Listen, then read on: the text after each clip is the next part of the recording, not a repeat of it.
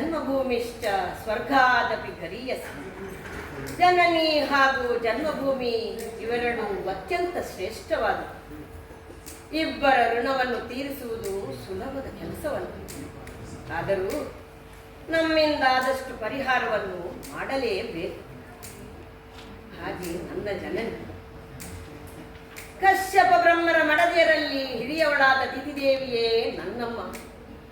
ಮಗಳಾದ ನನಗೆ ಮಾಲಿನಿ ಎಂದು ಹೆಸರಿಟ್ಟಿದ್ದಾರೆ. ಪ್ರೀತಿಯಿಂದ ಸಾಕಿ ಸಲಹಿದ್ದಾರೆ. ಒಳ್ಳೆಯ ವಿದ್ಯೆ ಬುದ್ಧಿಯನ್ನು ನೀಡಿದ್ದಾರೆ. ನನ್ನಮ್ಮನಿಗೆ ನಾನೆಂದರೆ ಸರ್ವಸ್ವ.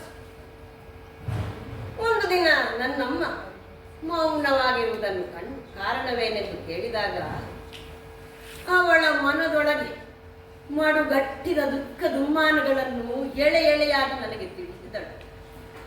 ಹಡೆದ ಮಕ್ಕಳೆಲ್ಲ ಆ ದೇವೇಂದ್ರನಿಂದ ಅಳಿದು ಹೋದರೆನ್ನುವುದನ್ನು ಹೇಳಿ ಮಮ್ಮಲ ಮರುಗಿದಳು.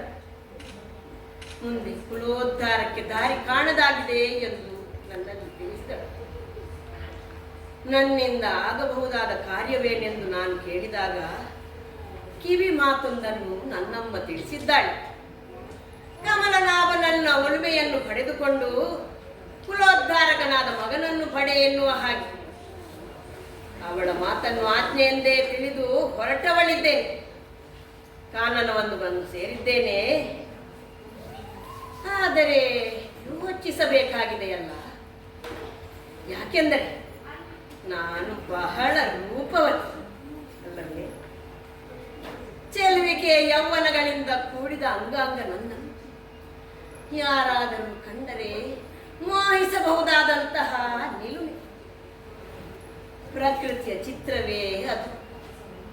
ಒಂಟಿಯಾದ ಸುಂದರ ಮೈಕಾಂತಿ ಹದಿಹರೆಯದ ಹುಡುಗಿಯನ್ನು ಕಂಡರೆ ಪುರುಷ ವರ್ಗದ ಕಾಮನೆ ಕೆರಳುತ್ತದೆ ಅಲ್ಲವೇ?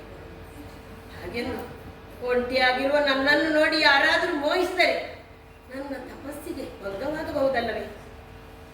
ಹಾಗಾದರೆ ಏನು ಮಾಡೋಣ? ಈ ಭೂಮಿಯ ಜನರನ್ನಾದರೂ ದೂರ ಮಾಡಬಹುದು.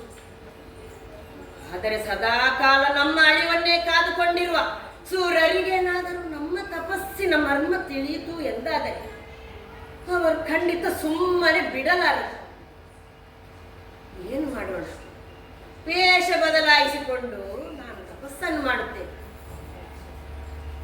ಹೌದು, ಇಲ್ಲಿ ಅನೇಕ ಮಹಿಷಿಗಳು ಮೇಯುತ್ತಿವೆಯಲ್ಲ. ಮಹಿಷಿಯ ರೂಪದಲ್ಲಿ ತಪಸ್ಸನ್ನು ಮಾಡುತ್ತೇನೆ. ಓ